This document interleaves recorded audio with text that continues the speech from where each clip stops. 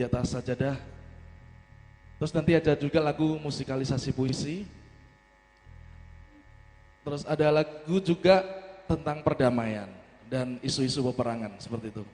Jadi di sini kita tegaskan kita nggak hanya grup band, tapi kita di sini komunitas. Kebut timnya, coba monggo. Biar kenal kan, tak kenal maka tak sayang katanya gitu, ya kan Mas. Lanang, nanti kenalan saja sama Mbak Nov ini, sama Kinasi, sorry.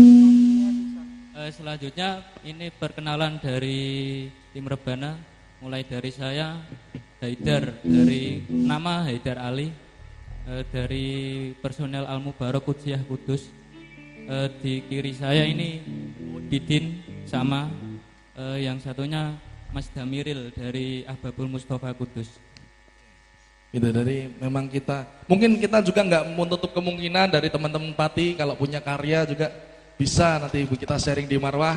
Kalau satu visi bisa di-sharingkan ke Marwah, mungkin kita bikin album. Dan ini juga Mas Rifai, kebetulan juga dia seorang juara Kori ya Mas, the best ya.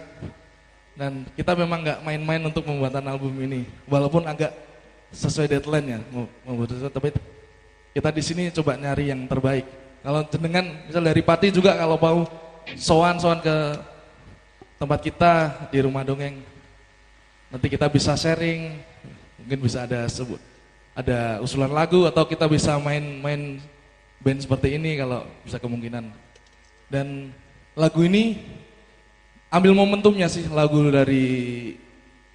untuk Lebaran ya. Lagu ini lagu dari Raya Idul Fitri, kita ambil momentumnya dari yang tadi Marwah, kita coba dari yang berdebu, terus kita coba confession, kita coba bertobat bahasa atau pengakuan dosa tadi. Terus kita harapannya untuk kembali ke fitrah. Dan lagu ini lagu ketika takbir bergema. Nah, lagu ini menggambarkan fitrahnya kembali manusia ke hal yang baik. Monggo.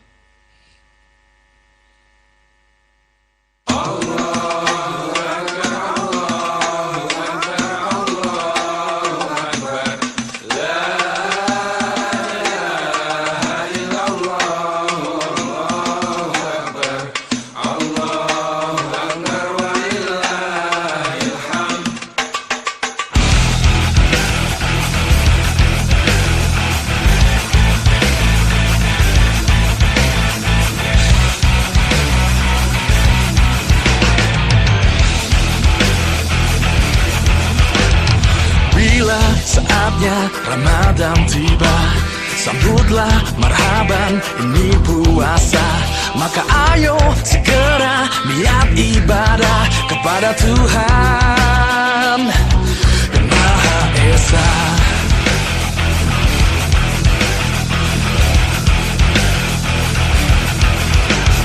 Bila puasa kita sempurna, diampuni, dilucuti dari dosa, maka malam jangan pernah engkau lewatkan 1000 bulan kebaikan. Allahu Akbar, Allahu Akbar, Allahu Akbar, walillahil hamd, ilham, ilham, ilham. Allahu Akbar, Allahu Akbar, Allahu Akbar, walillahil hamd, ilham, ilham, ilham. Bila puasa kita sempurna, diampuni, dilucuti dari dosa, maka malam jangan pernah engkau lewatkan 1000 bulan kebaikan. Bila takbir bergema, puasa berakhir sudah, serukan takbir, agungkan Dia.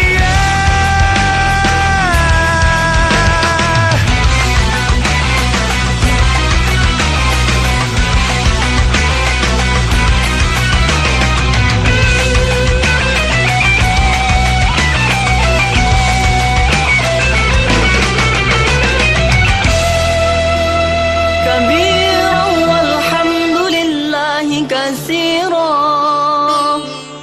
وسبحان الله بكرة وأصيلا لا إله إلا الله والله أكبر الله أكبر ولله الحمد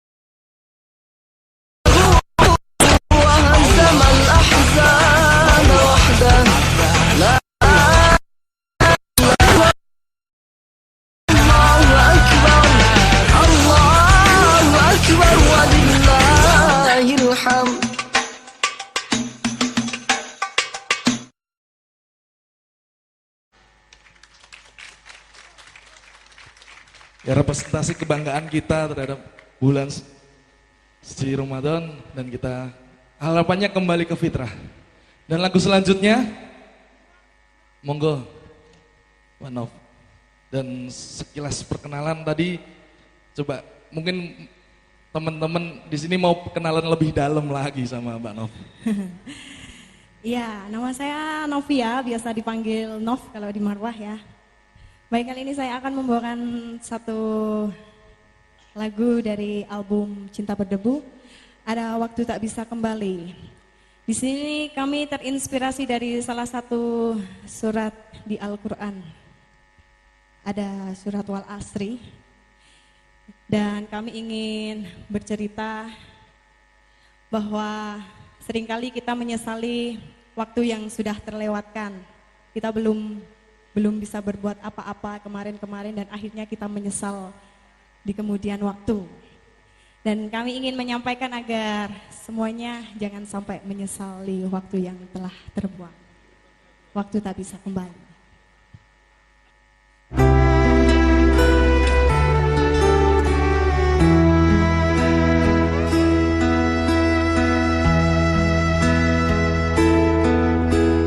Ku sadari telah ku lalui semua waktuku terbuang percuma.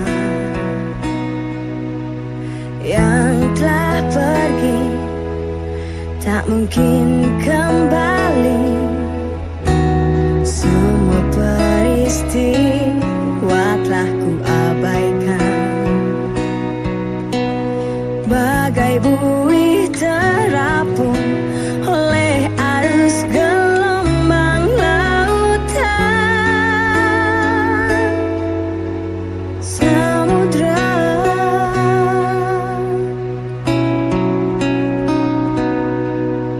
Ku diterpa ombak, tak bisa teriak. Sampanku oleng hilang arah, kemana jalan kembali?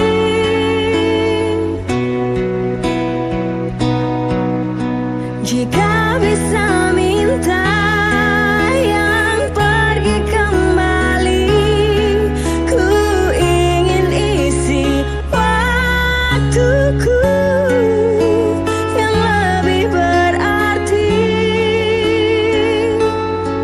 Tapi waktu tak bisa kembali.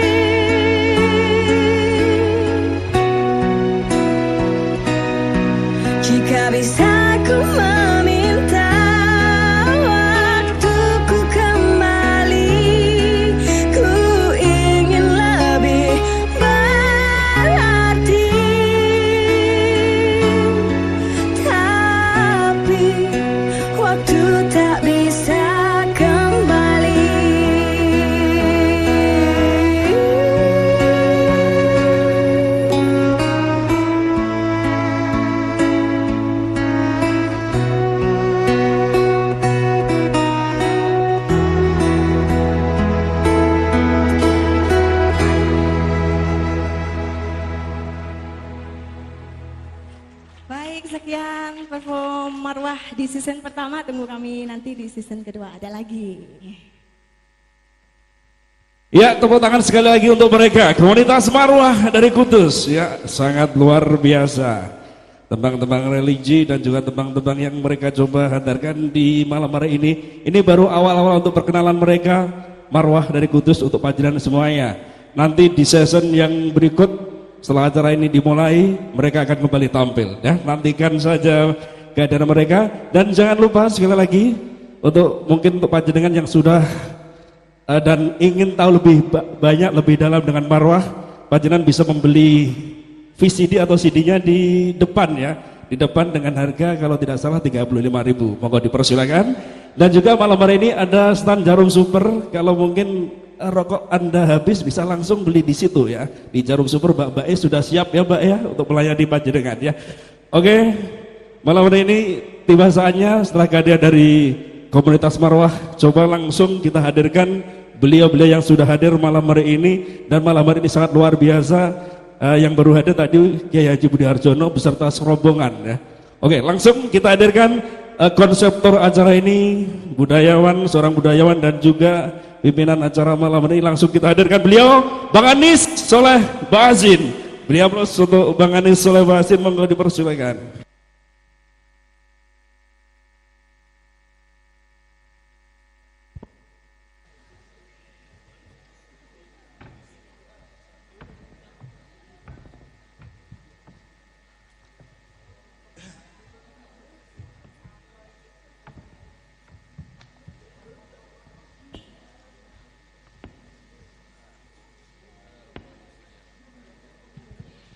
Assalamualaikum warahmatullahi wabarakatuh. Alhamdulillahirabbil alamin, hamdan syakirin, hamdan na'imin, hamdan yu'afi ni'amahu wa yukafi mazidah. Ya Rabbana lakal hamdu kama yanbaghi lil jalali wajhika wa 'azimi sultanik. Allahumma salli wa sallim wa barik ala sayyidina Muhammad wa ala ali sayyidina Muhammad. Amma ba'd. Kawan-kawan sekalian, ya Mas Anis maju dene sithik ben iso rada alhamdulillah yang masih di luar karena agak gerimis dan lain sebagainya bisa masuk. Malam ini khusus kita akan bahas banyak hal, terutama berkait dengan cinta, dengan peneguhan cinta.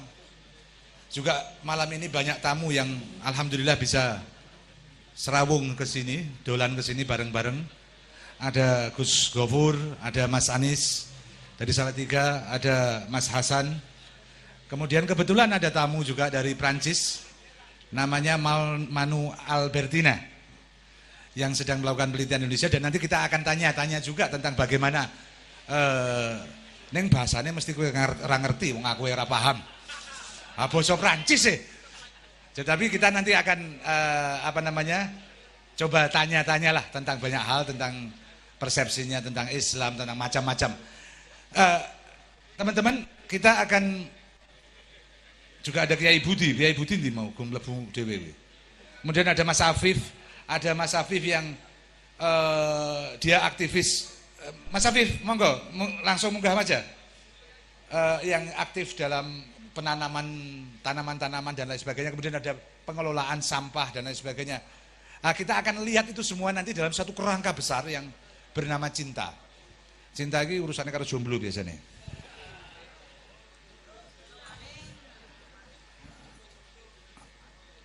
Jomblo lah, angger gak jomblo. Jomblo ini bosan dia ora paham. Ya, teman-teman, ketika ngomong cinta biasanya kita terkait dengan banyak hal.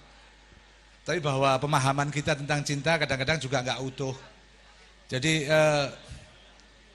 orang beragama itu kan, kalau bulan lalu kita sudah sempat bahas banyak dengan Mas Haidar,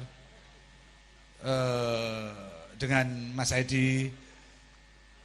Itu kita bahas banyak soal perspektif-perspektif tentang cinta. Kita sering mengabaikan itu, bahwa agama itu yang utama itu sebenarnya kan bagaimana kita mengekspresikan ketinggian hasil capaian manusia. Jadi harusnya agama itu capaian tertinggi dari manusia. Dan capaian itu pasti nanti outcome-nya, hasil keluarnya, akhlak yang mulia. Akhlak yang mulia itu ekspresi cinta. Jadi Anda tidak akan memusuhi siapapun, hanya karena berbeda. Hanya karena kita beda jalan. Hanya karena kita beda tempat. Dan selalu mencoba memahami satu sama lain. Kita lihat saja, gampang.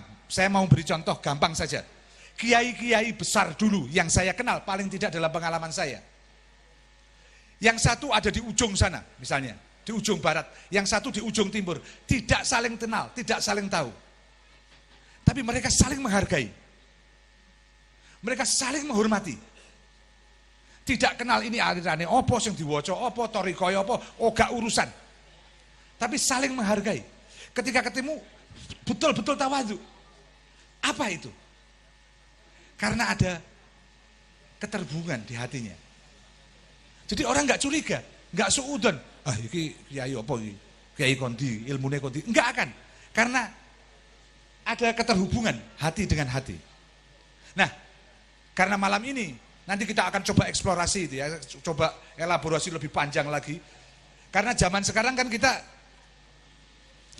sering dikacaukan perspektif berpikir kita. Begini, gampang saja. Ini Ramadan nih, kebetulan aja. Nanti kita bahas kasus aktual deh. Ada di Serang apa gue ya? Di Serang. Ribut tentang perda, ada apa namanya? Warteg di razia, jadi berita besar. Nah, kita yang nggak tahu apa-apa ikut campur. Padahal kita nggak tahu lapangannya kayak apa. Kita nggak pernah tanya apa yang sebenarnya terjadi di sana. Yang kita tahu apa kata media. Media itu kepentingannya macam-macam.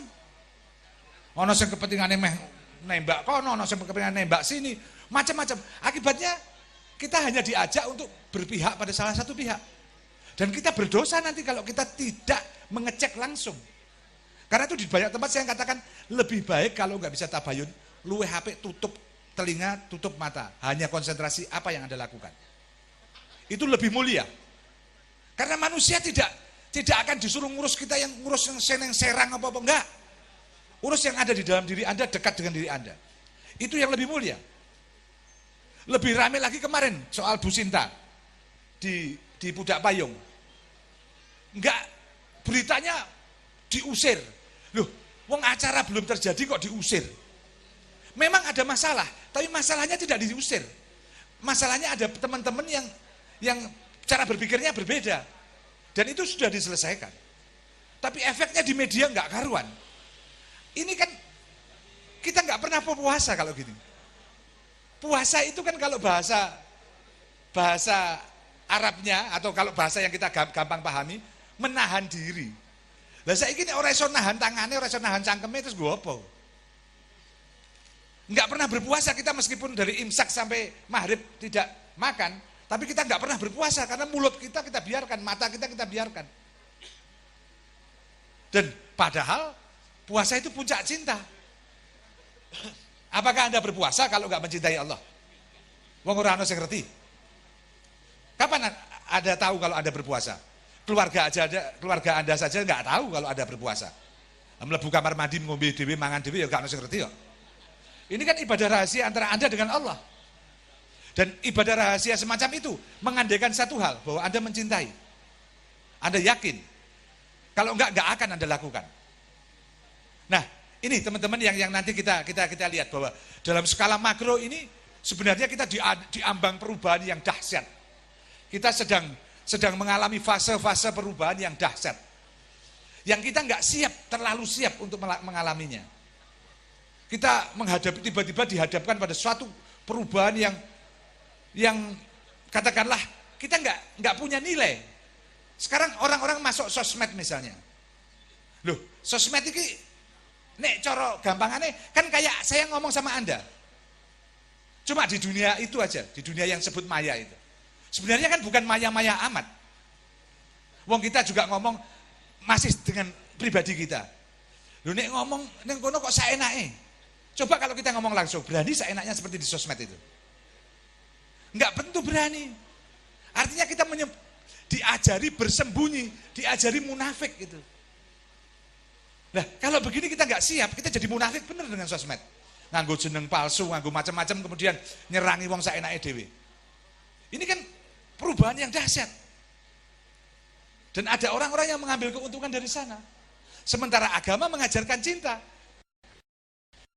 Kalau Anda beragama, meskipun mereka memaki-maki seperti apa, Anda tetap akan melakukannya dengan baik.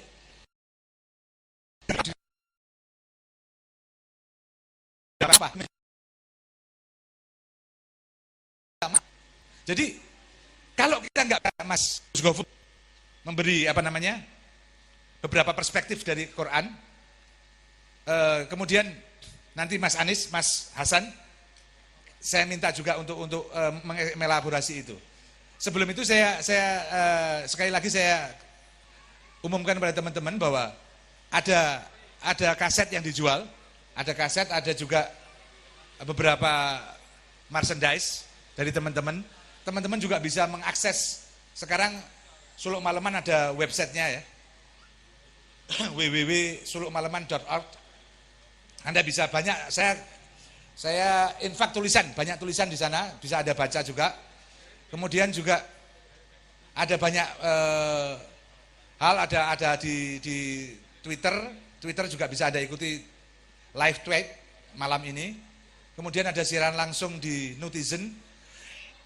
Ada siaran audio streaming juga malam ini, dan video juga kalau nggak di Netizen Anda bisa juga di YouTube, dan itu bisa Anda akses lewat website Suluk Maleman. Ya, Gus, monggo jenengan mulai dengan perspektif tentang cinta. Ngomong cinta sing ngono, nanti kita elaborasi lebih jauh.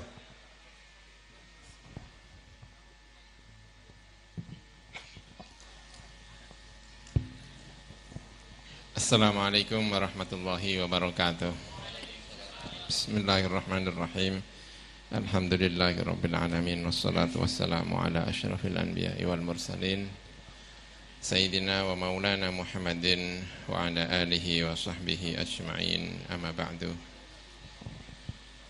Yang terhormat semuanya yang hadir di Suluk Maleman pada malam hari ini, kita berada di bulan Ramadan, bulan yang diciptakan secara khusus oleh Allah Subhanahu wa Ta'ala, seperti disampaikan oleh Habib Anis, untuk menyatakan mengenai rasa senangnya, cintanya Gusti Allah Subhanahu wa Ta'ala kepada kita semua.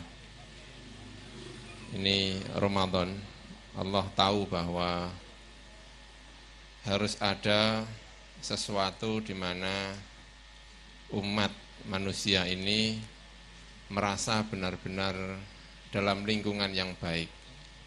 Allah menciptakan Ramadan yang biasanya misalnya saja kurang merasa dekat dengan Allah Subhanahu wa Ta'ala, maka di bulan Ramadan ini hampir semua orang pernah merasa dekat dengan Allah Subhanahu wa Ta'ala. Yang biasanya biasa-biasa saja, maka kemudian di bulan Ramadan ini pahala itu dilipat gandakan. Hal yang menunjukkan betapa Allah Subhanahu wa Ta'ala ini benar-benar memperhatikan kita semuanya. Nabi kita, Nabi Muhammad sallallahu alaihi wasallam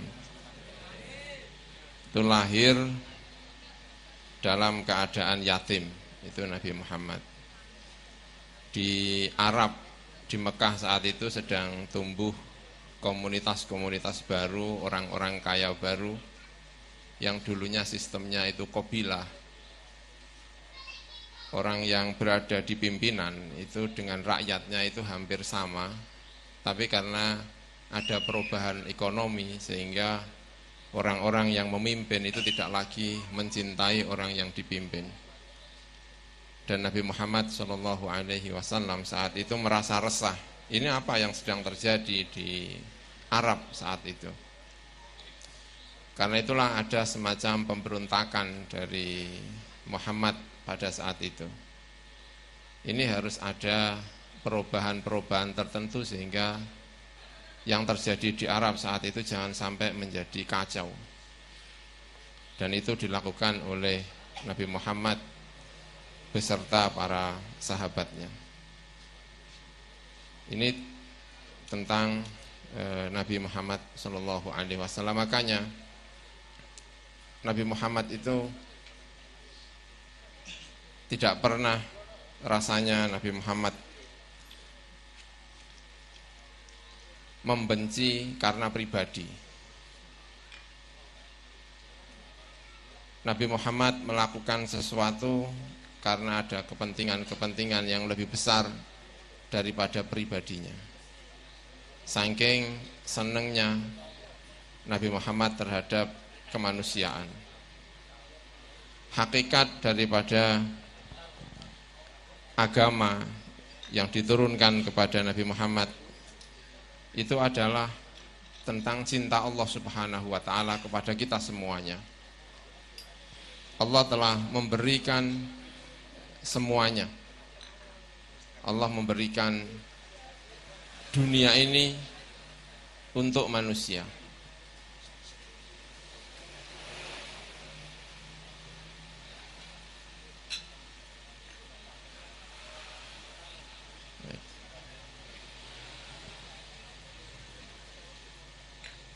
Allah telah memberikan semuanya ini kepada manusia. Nabi menceritakan tentang dua orang yang saling berjabat tangan. Kata Nabi, jika ada dua orang berjabat tangan, maka Allah adalah yang ketiga. Dan dua orang yang berjabat tangan itu siapa yang lebih baik adalah yang cintanya lebih besar. Kalau di Indonesia itu kalau habis sholat itu kan kemudian salaman gitu. Dikiranya itu enggak ada tuntunannya, itu ada tuntunannya sebetulnya. Nabi bilang dua orang yang salaman itu tangan ketiganya adalah miliknya Allah Subhanahu wa taala. Dan dua orang itu yang terbaik itu orang yang cintanya lebih besar. Di hari kiamat nanti secara khusus Allah akan memanggil, siapa di antara kalian yang menjadi tetangganya Allah Subhanahu wa taala. Jadi secara khusus ada panggilan kepada orang-orang yang tanggane Gusti Allah. Masya Allah, ini disebut tetangganya Gusti Allah. Lalu ada sekelompok itu datang, kami adalah tetangganya Gusti Allah. Orang-orang pada heran, kenapa kalian bisa disebut sebagai tetangganya Gusti Allah, itu gimana ceritanya itu? Lalu orang-orang yang berada dalam keadaan seperti ini dianggap sebagai tetangganya Gusti Allah itu mereka bilang bahwa kami di dunia ini saling mencintai karena Allah Subhanahu wa taala.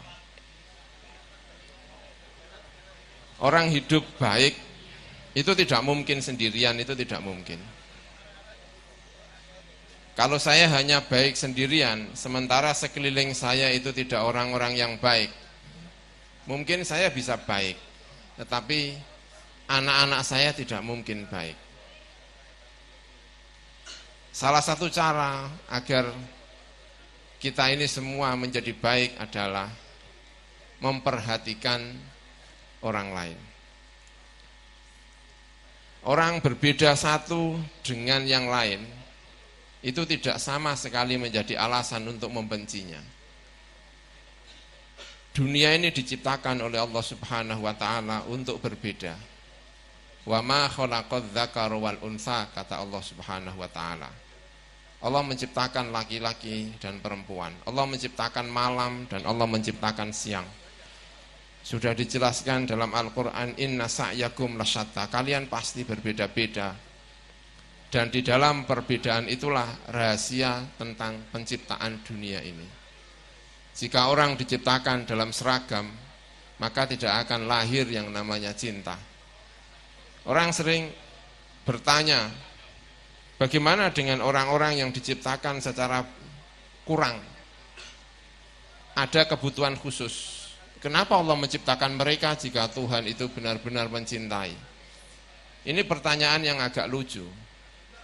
Itu sama dengan misalnya orang tua yang melihat bahwa calon anaknya ada kekurangan. Apakah akan dibiarkan lahir ataukah dibunuh sejak di dalam kandungan? Allah menciptakan semuanya ini beragam karena memang ada risalah yang khusus. Ada orang yang semakin mengerti, ada orang yang punya kekurangan tapi justru mempunyai kemampuan yang lain.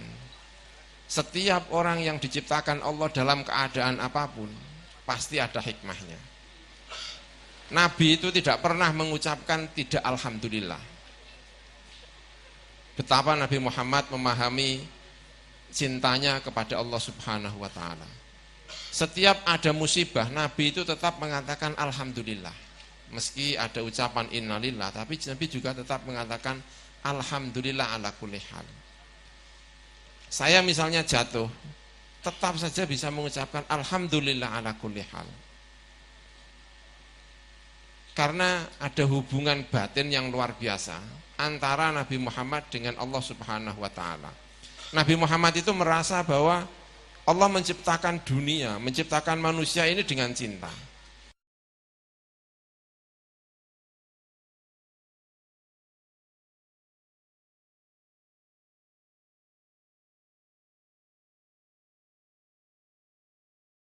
Maka rasanya berdosa jika menyikapinya dengan rasa tidak cinta. Allah menciptakan kita dengan cinta, maka kita harus mencintai Allah Subhanahu wa taala. Mana yang lebih baik antara takut dengan cinta? Apakah kita ini takut kepada Gusti Allah ataukah kita itu cinta kepada Gusti Allah? Imam Ali itu mengatakan kurang lebih seperti ini. Ada orang yang menyembah Gusti Allah, nyembahnya seorang hamba sahaya, seorang budak. Itu adalah mereka yang menyembah Allah karena ketakutan. Dan ada orang yang beribadah kepada Gusti Allah, beribadahnya orang yang merdeka, yaitu orang yang menyembah kepada Allah karena cinta. Jadi ketika Allahu Akbar, apakah karena takut ataukah karena cinta? Yang takut sudah baik, tetapi disebut oleh Sayyidina Ali sebagai budak. Tapi orang yang mencintai disebutnya sebagai orang yang merdeka. Itu luar biasa. Dan secara khusus Sayyidina Ali mengapresiasi yang kedua ini, yang menyembah karena cinta, itulah orang yang luar biasa. Orang yang jika sudah melakukan ini, bahkan menurut sejumlah ulama, dia dianggap sebagai lebih baik daripada para malaikat. Cinta itu juga harus kita berikan kepada bahkan orang-orang yang kita anggap salah. Orang bisa menghukum sekaligus mencintai. Orang bisa menghukum sekaligus mencintai. Kalau misalnya saya sebagai hakim, lalu saya ketuk palu bahwa orang ini dipenjara selama 5 tahun. Dalam ajaran Nabi Muhammad, ketika mengetuk pintu, mengetuk palu, itu tidak boleh mengetuknya dengan rasa benci, tapi mengetuknya dengan rasa cinta.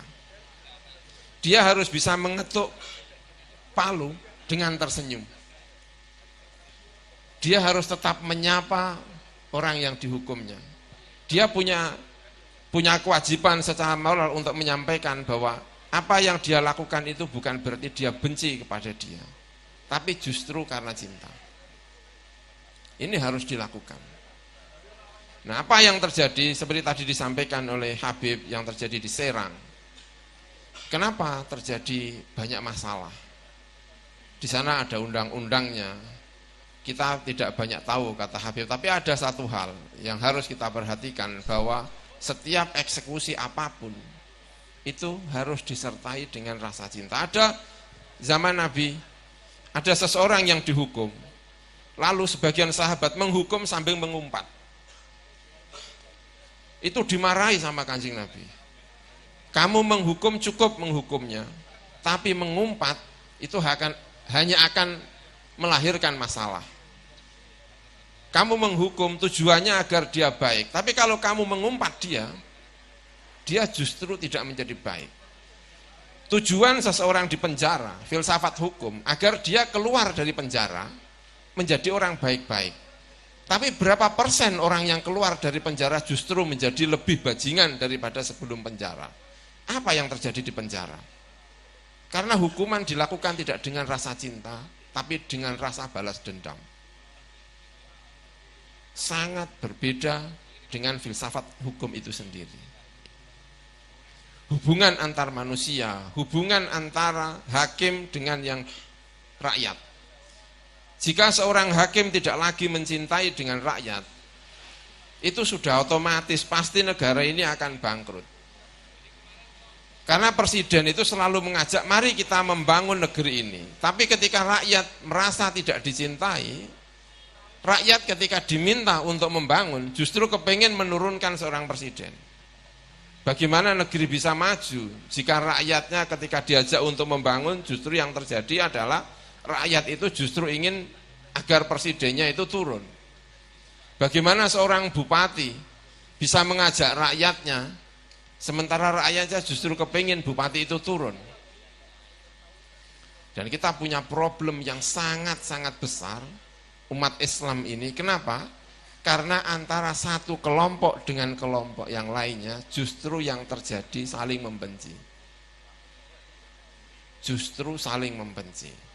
Sehingga ketika ada orang lain menelusup, maka kemudian sangat mudah sekali. Bahasa yang digunakan bukan bahasa cinta. Nabi pernah memberi resep. Ada 2 resep yang diberikan Nabi minimal agar umat Islam ini saling memahami. Pertama, saling memberi hadiah. Saling memberi hadiah. Saya bayangkan misalnya, kalau misalnya antara Wahabi dengan Nahdlatul Ulama misalnya, meski berbeda tapi menjadi tetangga dan saling mengunjungi, kasih rokok gitu misalnya Pak Hasan gitu ya, walaupun nggak suka rokok tapi ya lumayan lah bisa dijual sama dia Pak Hasan. Itu saya kira akan mengurangi banyak hal. Atau ketika dia sakit lalu kita kunjungi bagaimana kabarnya, di suatu saat dia tidak akan mengecam kita lagi. Kita beri perspektif, kalau tidak bisa melalui ideologi maka melalui perjumpaan-perjumpaan. Saya itu membayangkan bahwa ada MTA, kita ini umat Islam kan di Indonesia macam-macam itu. Ada MTA, ada siapa. Saya itu kepengen mengaji, benar-benar saya pengen ngaji kepada MTA. Tapi ngaji saya kalau sama MTA saya bayangkan, kalau kemudian sedang marah-marah dengan kelompok yang lain mungkin perlulah ada klarifikasi. Sebetulnya tidak seperti itu, harus ada penjelasan-penjelasan. Kalau ada masukan-masukan saya kira dia juga bisa mengerti. Kalau misalnya ada yang tidak sepaham dengan kita bicarakan dengan baik-baik. Ini enggak sehat sama sekali. Sama sekali ini tidak sehat. Dan jika ini terus berlangsung, maka tidak mungkin umat ini akan dibawa kepada satu titik di mana ada terjalin kerjasama untuk membangun kemanusiaan umat Islam, kemanusiaan bangsa Indonesia ini. Dan kita sangat berharap bahwa bahasa cinta itu terjalin di mana-mana, di semua level. Antara orang yang puasa dengan yang tidak puasa harus terjalin bahasa cinta. Jangan sampai yang satu benci, yang ini juga benci. Yang puasa benci dengan yang tidak puasa, yang tidak puasa benci dengan yang puasa. Saya yakin jika antara yang puasa dengan yang tidak puasa ini terjalin bahasa cinta, saya yakin dia tidak akan merokok sembarangan di depan umum dengan arogansi yang luar biasa. Saya kira tidak akan terjadi. Sama halnya ketika orang yang puasa itu punya bahasa cinta terhadap orang yang tidak puasa, itu juga tidak sembarangan, setiap ketemu langsung diambil dan lain sebagainya, itu pasti ada. Dan kita kekurangan bahasa cinta itu, sehingga apa yang terjadi di Serang dengan mudah sekarang ini menjadi bahasa internasional. Kekerasan Ramadan di Indonesia, apa yang terjadi di Serang itu dalam dunia internasional disebut sebagai kekerasan Ramadan. Memalukan sekali itu. Ada orang-orang yang sengaja, dan memang umat Islamnya kehilangan bahasa cinta. Dan semoga melalui suluk malaman ini suara kita bisa didengar umat muslim di Indonesia ini. Amin ya rabbal alamin. Saya kira begitu. Habib, terima kasih. Ya, alhamdulillah. Tampaknya kita memang, ya bahasa tadi dialog tabayun itu nggak ada. Saya bayangkan misalnya kelompok-kelompok, ya, semua kan pakai baju Islam. Kenapa nggak saling berdialog? Bahkan dengan yang non-Islam pun kita harus berdialog. Dengan yang non-Muslim pun kita harus berdialog terus-menerus. Tapi ada beberapa nganu ya, beberapa level. Level di sini kan sekarang orang kehilangan kepercayaan pada orang yang memimpin. Pemimpin didikte oleh yang dipimpin. Jadi kalau yang dipimpin pokoknya kudu gelut, nek ora gelem, sing mimpin ora gelem, sing mimpin diganti ben gelem gelut. Artinya orang udah harusnya orang tetap ada sistem, ada hierarki di mana ada orang yang lebih dianggap oke, Anda yang mewakili. Kita berdialog dan hasil dialog harus diterima bersama. Tapi ketika orang mewakili kemudian dialog antara pucuk-pucuk pimpinan ya, misalnya di FKUB dan lain sebagainya. Mereka dialog tapi di bawah nggak ada dialog. Tidak dikomunikasikan, atau kalau dikomunikasikan tidak dibuat percaya. Jadi ada banyak masalah di sini yang di dalam umat Islam yang harusnya kita awali dari yang atas-atas. Artinya udah deh. Anda FPI oke deh. Kita dialog. Anda Wahabi oke deh, kita dialog. Ada MTA oke deh, kita dialog. Apa deh? Apa saja deh.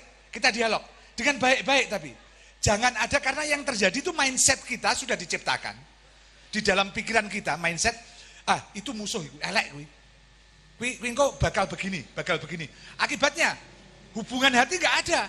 Karena sudah dihijab, dikasih celah, dikasih hijab untuk kita berjarak dengan dia. Padahal hubungan cinta itu mengandaikan ketak berjaraan. Kita nggak punya jarak. Masa kowe karo bojomu berjarak? Anak cilaka ora dadi anak kuwi nggone berjarak. Jadi hubungan cinta itu tak berjarak, nggak ada kecurigaan apapun. Ya sebelum saya lanjutkan, Mas Anies ada agak maju ke sini. Ada Pak Budi, kemudian ada Pak Dadang. Pak Dadang, monggo, Pak Dadang dan Nyonya. Ini dia memimpin KM Perhutani Padi. Katakanlah aku gak ngerti istilah teknis ya, Pak Dadang. Monggo Pak Dadang. Ada Pak Dadang dan Nyonya yang nanti juga saya minta. Nyonya di mana? Oh kok malah lali ya. Monggo Dadang. Monggo. Loh enggak ada naik nanti. Monggo ya, ini forum bebas jadi merdeka saja. Ini nyentrik juga, kepala perhutani tapi pakaiannya ngarapi. Ora patio jelas. Ora pati genah. Jadi teman-teman, bahwa agama itu tadi diungkap oleh Gus Gofur, puncaknya itu cinta, dan itu beberapa kali kita omongkan bahwa yang tertinggi itu bukan ilmu, tapi cinta. Cinta itu di atas ilmu. Ilmu itu bisa dipakai apapun, tapi kalau cinta pasti akan menghubungkan seseorang dengan orang lain. Rasulullah tidak mungkin berdakwah kalau tidak mencintai. Ketika beliau dihajar di Taif, malaikat nawari, apakah Taif saya balik gunung itu, di balik Taif supaya orang-orang Taif mati. Rasulullah mengatakan, oh jangan. Mereka nanti anak-anak cucu mereka, saya masih mengharap mereka mau ikut menjadi muslim. Jadi, dan itu sampai oleh Allah sampai katakanlah disentil oleh Allah. Karena Rasulullah itu begitu mencintai manusia sehingga ingin menyelamatkan seluruh manusia. Dan oleh Allah dikatakan, oh nggak bisa. Nanti separuhnya saya bikin kafir kalau kamu mau bikin semuanya muslim. Kamu selamatkan. Karena memang harus terjadi seperti ini. Nah, bagaimana kita menjaga dialog itu supaya cinta itu tidak memaksakan kehendak. Karena sifat cinta, maaf, beda dengan nafsu. Nafsu itu ada hawa. Hawa itu gini, kalau ini ada barang panas, itu ada semacam uap. Uap di atasnya. Uap itu yang disebut hawa. Itu efeknya luar biasa. Karena dia bisa mengaruhi macam-macam. Anda tidak berpikir jernih ketika dipengaruhi hawa itu. Nah, kalau nafsu itu dengan hawa, maka dia akan memaksakan kehendak pada semua pihak yang dia hubungi. Berhubungan dia siapapun, dia akan memaksakan kehendak. Dan hari ini semuanya di peradaban kita dikelola dengan hawa. Jadi orang memaksakan, yang satu kelompok memaksakan kehendak ke kelompok lain, sehingga akhirnya saling memaksa, dan akhirnya nanti tidak di wacana tok, tapi di fisik. Ini yang kita hindari. Mudah-mudahan ini Ramadan, pertengahan Ramadan, tanggal 14, dan kita di puncak-puncak kecintaan kita mulai tumbuh pada Allah. Kita bisa bersama-sama, paling enggak lewat forum-forum semacam ini, kita sadarkan kembali dah semuanya, bahwa dunia ini semuanya ini untuk manusia. Dan manusia semua dicukupi oleh Allah, oleh dunia ini. Tidak cukup kalau hanya ada orang-orang yang memaksakan kehendaknya dengan keserakahan dan lain sebagainya. Maka ketika kita bisa berbagi, ngapain sih surga itu begitu luasnya? Bukan satu kelompok tok yang masuk surga. Allah itu begitu besarnya.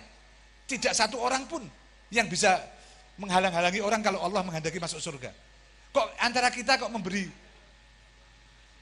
cap-cap pada orang lain, ini nggak bisa masuk surga, ini macam-macam.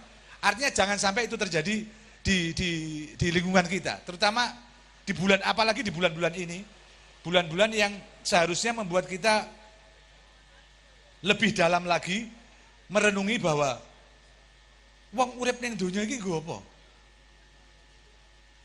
Berapa lama? Hidup di dunia ini cuma berapa tahun deh? 70 tahun, paling banter 80 tahun Anda sudah lelah. Dulu ada teman saya yang sampai nangis-nangis. Bapaknya teman saya malam-malam seperti mimpi, tapi tidak mimpi, didatangi malaikat dan dikatakan kamu akan meninggal usia 150 tahun. Dia teriak-teriak menangis-nangis, jangan sampai, jangan. Cukup 100 saya sudah nggak kuat. 100 saja. Dia tawar 100 dan bangun dalam keadaan berkeringat. Jadi usia 100 tahun aja dia nggak kuat. Dan akhirnya meninggal tepat usia 100 tahun memang. Usia 100 tahun, bayangkan anaknya aja sudah sebagian meninggal. Kalau kita lebih tua lagi, mungkin cucu kita sudah nggak ada. Apakah nggak kesepian orang yang seperti ini? Jadi kita 70 tahun itu udah luar biasa. 80 tahun itu sudah luar biasa. Nah, terus gue apa? Apakah kita akan membangun dunia? Dunia akan kita tinggal. Apa sih mau cekel? Apakah kita akan bangun karir? Karir kita akan hilang. Akan diganti orang. Apakah kita akan membangun nama? Nama itu kalau tidak ikhlas Anda lakukan, berapa tahun orang melupakan Anda? Sekarang siapa generasi di atas Anda yang orang masih ingat namanya? Namanya aja kadang-kadang kita nggak tahu. Udah hilang dari rekaman publik. Terus untuk apa? Kalau tidak kita berbuat kebaikan terus-menerus. Hidup ini kalau nggak kebaikan terus-menerus, untuk apa? Tanaman, hidup ini hanya kita menanam untuk sesuatu yang kelak kita ambil. Jangan mengharapkan untuk menuai padinya di dunia. Harapkanlah di akhirat. Dunia itu bagian kecil saja. Cukup secukupnya saja. Itu yang paling enggak kalau kita pelajari apa yang diajarkan Ramadan buat kita. Kita punya uang 100 miliar, kita punya nasi 1 gudang, tapi dari pagi sampai malam kita nggak bisa ngulik-ngulik. Nggak ada artinya. Jadi kita belajar dari situ bahwa dari situ orang menumbuhkan, oh kalau gitu untuk apa? Mari saling merangkul sebagai manusia, mari bareng-bareng kita masuk surga kalau bisa, bareng-bareng. Ya, mungkin ini tambahan. Mas Anies, Anda nambahi dulu, nanti Pak Budi bagian gong, itu sekolahnya kan kayaknya no gonge kayak. Nanti gue dicopot, nak tong. Yuk, oke. Baik, assalamualaikum warahmatullahi wabarakatuh. Saudara-saudaraku yang dimuliakan Allah, saya sedikit saja akan sekedar memberikan refleksi bahwa sepakat saya dengan tema kali ini bahwa bulan Ramadan adalah bulan peneguhan cinta ya. Karena dalam Al-Quran sendiri kata cinta itu dengan segala macam bentuknya baik fi'il, isim itu sekitar 84 kali. Dan dari 84 itu bicara soal cinta itu terbagi menjadi 3. Yang pertama adalah bagaimana Allah mencintai kita.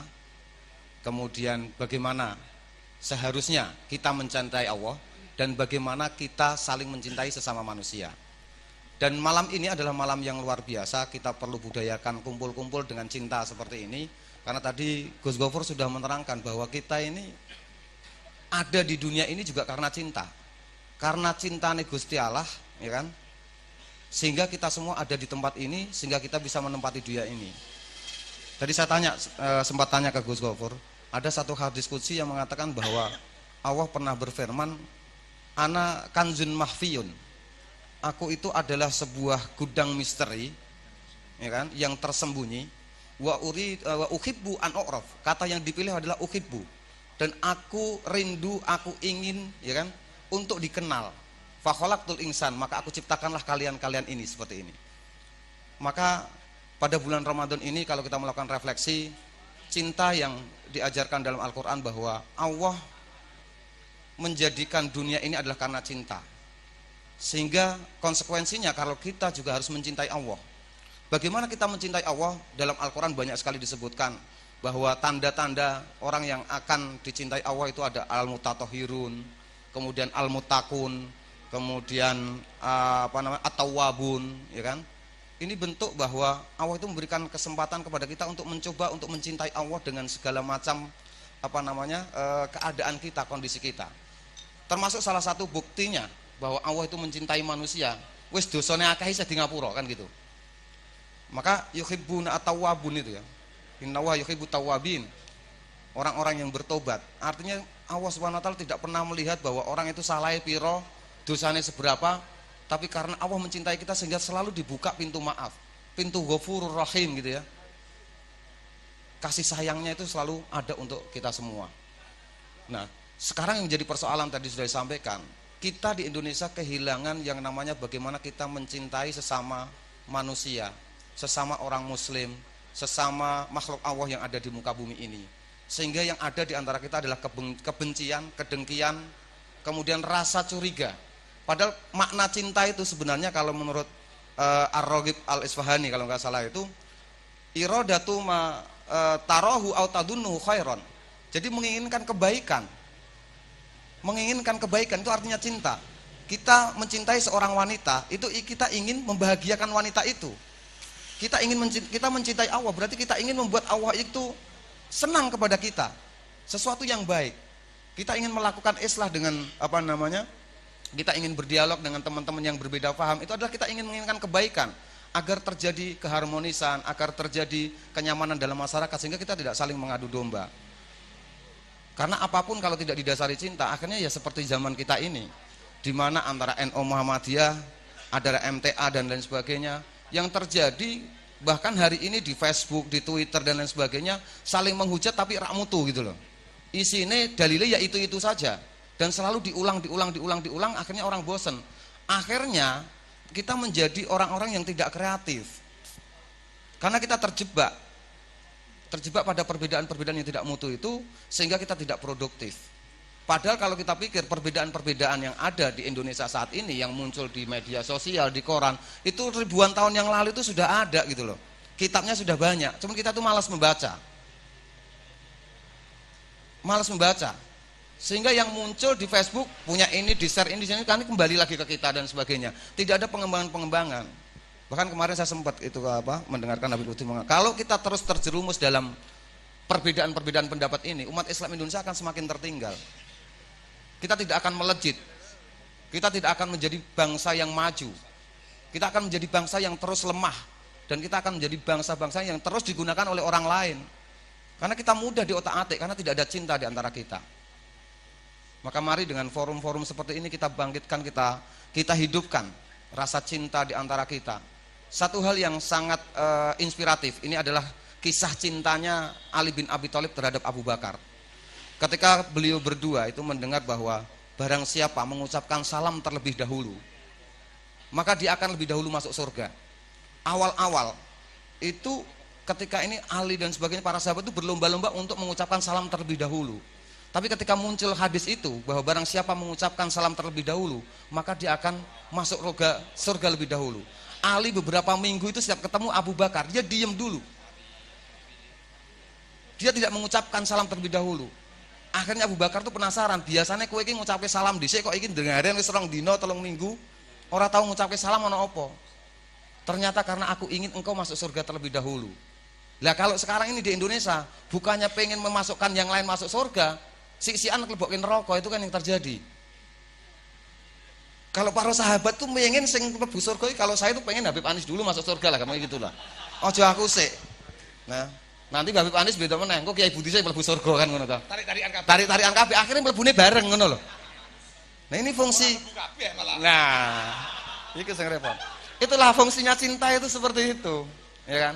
Ketika kita saling tarik menarik, ya kan, saling tarik menarik dan sebagainya, karena cinta itu tadi, akhirnya rasanya guyub, akhirnya kok Gusti Allah ki wis ngono mlebu bareng kabeh kan gitu. Nah. Dan kalau kita nikmati, memang cinta itu adalah bahasa cinta sendiri itu dalam semua ahli tafsir, nanti boleh ditanya ke Gus Gofur. Tidak ada seorang ahli tafsir pun tuh yang mampu menerjemahkan kata cinta itu apa. Semuanya berbeda-beda. Karena apa? Cinta itu ya kalau menafsirkan paling dengan efek-efeknya lah. Nek wong buktine wong lanang wedok kok cinta metu anake kan gitu. Ya kan?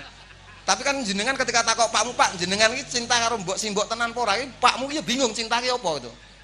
Buktine ya metu kowe kan gitu. Nah itu. Karena cinta itu adalah sesuatu misteri yang hanya bisa dirasakan dengan hati, dinikmati dengan hati, disyukuri dengan hati. Dan kalau kita berpikir lagi, ada unen Arab sebagai penutup saya, dalam hidup ini perbedaan itu adalah sesuatu yang memang sunatullah. Termasuk dalam soal cinta pun antara laki-laki dan perempuan itu beda. Cara masuknya, carane wong wedok, gampangane wong wedok apa? Proses jatuh cintanya seorang perempuan dengan proses jatuh cintanya seorang laki-laki itu beda. Kata sebuah unen-unen Arab itu, al-hubbu yadkhulu ilar rajul, itu ibrul ain. Wong lanang ki biasanya nek jatuh cintai mergo weruh wong ayu. Nah, jadi lewat mata. Tapi kalau perempuan, al-hubbu yadkhulu ilal mar'ah awin nisa, itu ibrul udunain. Melalui 2 telinga. Jadi nek sing pinter do puisi-puisi, bahasa-bahasa romantis, ora bagus rapopo. Ning sing pinter ngomong mesti wong wedok kepencut. Loh ini fakta loh, ya. Loh ini, loh benar, coba buktikan, survei membuktikan. Wong wedok ki biasane wong wedok ayu bojone ki elek, ning pinter ngomong. Ngoten kados iki Gus. Kelihatannya seperti itu. Karena ini unen-unen saya juga dapatkan. Al-hubbu yadkhulu ilar rajul ibrul ain. Wong lanang ki mesti nek menyatakan jatuh cinta, nembak wong wedok kuwi mergo wong wedok ki ayu. Ana wong wedok pincang mikir sik. Ning nek wong wedok weruh wong lanang ora bagus, mambuhe tetep gelem, sangger leng rayu pinter. Ya kan? Itulah pengalaman pribadi lah. Karena banyak laki-laki yang pengen memperbaiki keturunan kan gitu. Ini kalau kita bicara cinta. Nah, tapi kesimpulannya adalah dari apapun kita mau cinta dunia, cinta apa namanya, kita mencintai sesama manusia, ataupun kita mencintai yang ada di dunia, satu hal, cinta yang paling utama, satu-satunya cinta yang harus kita masukkan dalam hati adalah cinta kepada Allah Subhanahu Wa Taala. Jangan dicampuri dengan cinta-cinta yang lain. Artinya cinta mati kita itu hanya kepada Allah. Kalaupun kita cinta kepada harta kita, cinta kepada anak kita, itu adalah karena Allah. Karena apa? Karena kalau kita cinta itu, misalnya ginilah, kalau kita mencintai seseorang karena dia cantik, entek cantike, entek ayune mesti awake dhewe golek liyane kan gitu. Ya kan? Ngoten ya, Dewe? Nah ini sebagai penutup saya ingin mengatakan pesannya, ada seorang ulama mengatakan yang pernah saya baca itu, ij'al qalbaka kal qabri.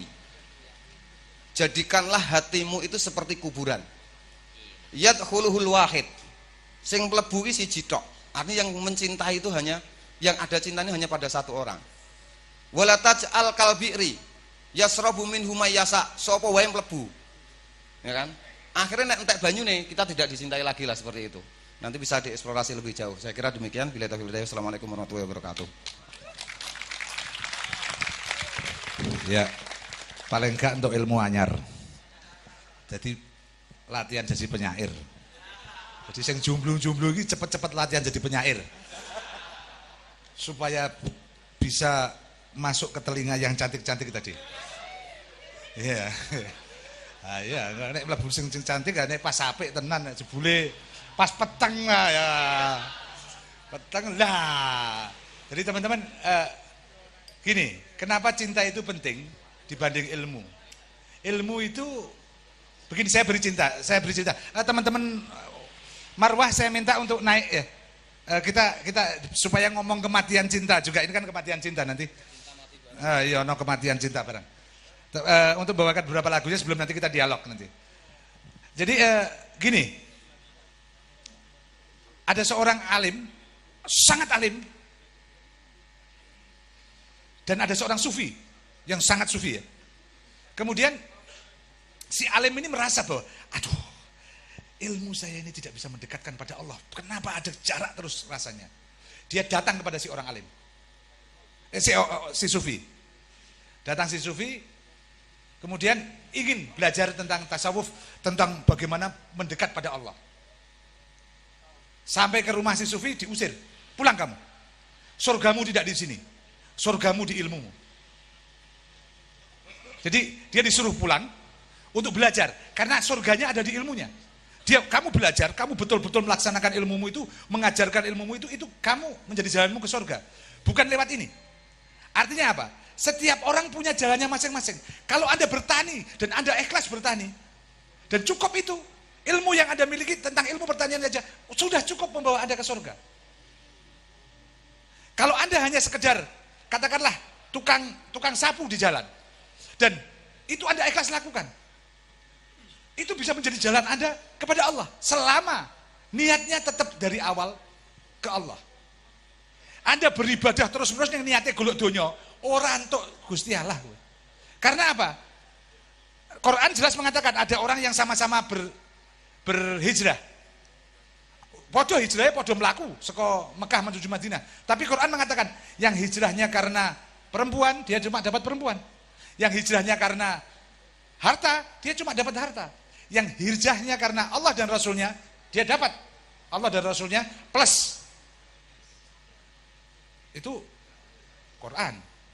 Hadis Rasulullah, mendapatkan surga plus apa yang dia cari. Jadi kalau kita niatnya benar-benar kepada Allah, apapun jalannya tidak ada masalah. Dan tidak akan, saiki aku takok, kenapa orang berbeda-beda? Karena ada hawa di sananya. Oh, ilmunya gak bener kuwi. Itu kan sudah mencurigai. Oh, ilmunya gak bener, kayak salah kayak. Aku kurang pinter kayak. Macam-macam itu menyebabkan kita sudah terhalang dulu untuk mencintai. Tapi kalau kita mencintai, kalau tahu gak bener, kita ajak dialog dong supaya sama-sama benar. Dengan cinta, tidak kita hakimi. Kalau tahu itu gak lengkap, kalau itu salah, kita luruskan. Kalau itu gak lengkap, kita lengkapi dan sebagainya. Kita juga siap. Yang lebih bahaya lagi, kita tidak pernah siap untuk menerima kritik. Karena kita merasa, orang yang tidak bisa menerima kritik, orang yang merasa besar, artinya dia sudah mewakili Tuhan. Artinya kita juga terbuka terhadap kritik bahwa kita tidak sempurna, yang sempurna itu Allah. Setiap kelompok harus merasa bahwa saya tidak sempurna, yang sempurna Allah. Mbah Sunnah, mbah Syiah, mbah MTA, mbah, harus merasa bahwa yang sempurna Allah, bukan ini. Itu yang seharusnya. Monggo Mas, sebelum Wardah Marwah, Mas Hasan akan memberi beberapa pengantar. Ya. Saya rendah hati kan. Rendah hati. Assalamualaikum warahmatullahi wabarakatuh. Izin Pak Yai Budi, saya secara pribadi sering menyebut sebagai Mas Budi, beliau kakak kelas saya. Sudah berteater sejak muda. Cinta. Bertetere diawali puisi, Bib. Ada 8 lagu di dalam marwah ini. Kebetulan 7 dari lagu itu saya sendiri yang membuat. Saya bukan seorang musikus dan tidak malu saya bertemu dengan Piyu, mengundang dia, bertemu dengan band-band nasional karena saya tidak ngerti musik. Tapi karena saking cinta mengajar dan mendongeng di depan anak-anak dalam satu lingkungan kami di Rumah Dongeng Marwah, anak-anak bergembira yang merasa dia dibully di rumahnya bahkan oleh orang tuanya. Hai anak-anakku, datang kemari. Mari jangan kau pusingkan tentang matematika, tentang berhitung. Karena itu tak bikin kamu kemudian menjadi lebih mulia dari anak yang lain. Maka kami semua bernyanyi, lalu tergerak, kenapa nggak bikin lagu ya? Karena itu kemudian kami membuat lagu dan kami berkumpul dengan anak-anak yang datang dari gunung. Hampir semua ini adalah anak-anak Kudus. Jadi kami orang Kudus.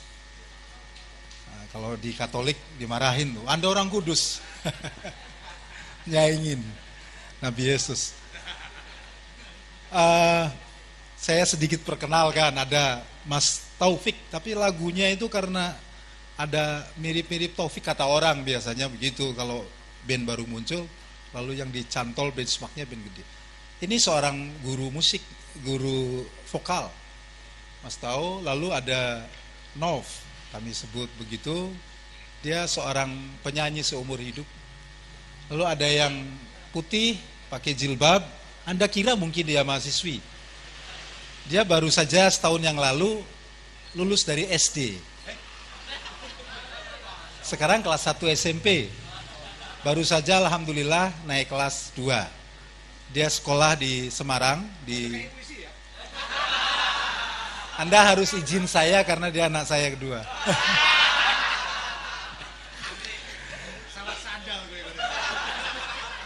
Vicop Kapra bilang bahwa generasi yang lahir di tahun 2000 itu generasi kristal.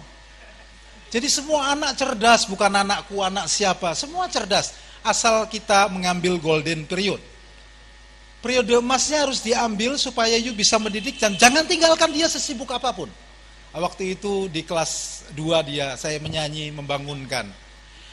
Yang saya pernah nyanyikan di sini sekitar 3-4 bulan yang lalu. Sambil membangunkan dia tidur. Hai anak-anakku, ayo lekas bangun, ini hari kan sudah siang. Lihat di jendela, sinar mentarinya menembus kaca rumah kita. Anakku bangun, kau mimpi apa semalam? Tapi yang lain, zaman saya, ayah saya seorang kiai di desa, bangun udah disambut pakai ilir. Ilir itu kipas angin yang pakai bambu, kalau terlambat. Nah, dongenglah terus Anda untuk menebarkan cinta. Karena itu anak-anak pasti akan menebarkan cinta. Dan nanti ada lagu Children in the War yang dia bikin sendiri di kelas 4 waktu itu, lalu dia take sebelum UN SD waktu itu, dia berkisah tentang nanti biar dia yang menceritakan sendiri. Semua lagu di segmen kedua ini adalah tentang cinta. Dan lagu yang akan dinyanyikan oleh Mas Tau ini adalah lagu yang agak sulit buat saya membuat karena saya bukan komposer betul. Lagu dari sebuah puisi dari penyair terkenal, Kian Yap, yang Habib sangat hafal. Atau dalam nama Indonesianya dia dikenal sebagai Thomas Budi Santoso, salah seorang direktur dari yang memberikan, dia budayawan yang memberikan ruang buat kita karena dia salah satu direktur di sebuah perusahaan rokok besar di Kudus. Lagunya berjudul Diamu Membuatku Menderita. Lalu saya minta izin dia untuk membuat lagunya, dan lagu ini oleh kawan-kawan aktivis mengatakan ini munir banget. Karena kematian cinta, jika cinta mati maka akan menjadi racun.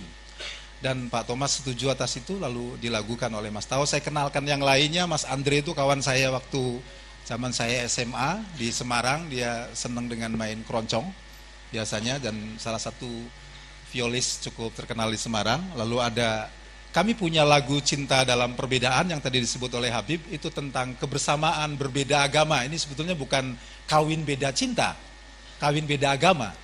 Yang salah satunya drummer kami adalah seorang Kristen, Petrus. Dia sering disebut Haji Petrus. Tepuk tangan untuk Haji Petrus. Lalu ada Rio.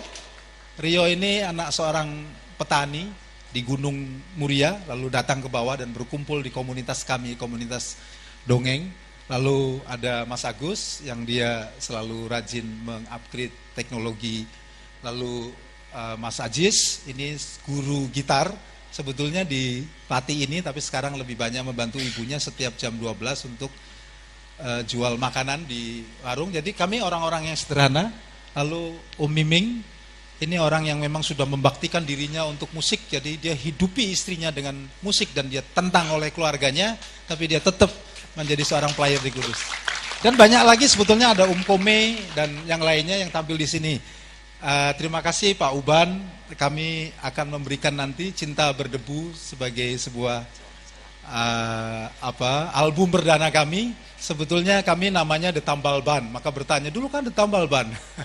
Kan ini sebagai sebuah community memang nambal, siapapun bisa tampil asal konsepnya, visinya sama dengan kami. Lalu karena ini kebetulan Ramadan, kami punya komunitas Ummah Dongeng Marwah, maka kami sebut ini sebagai Dongeng Marwah. Marwah itu artinya pride, harga diri. Jadi kita kalau ada cinta menjadi punya harga diri. Saya kira terima kasih kepada seluruh tim yang telah membuat ini, dan insya Allah jika disetujui lagi ada salah satu lagu kami yang nanti akan jadi theme song di sebuah sinetron di salah satu televisi swasta. Kayaknya cocok, kayaknya nggak tahu. Saya menyiapkan diri untuk mengirim Mas Budi jika beliau hadir di mana-mana.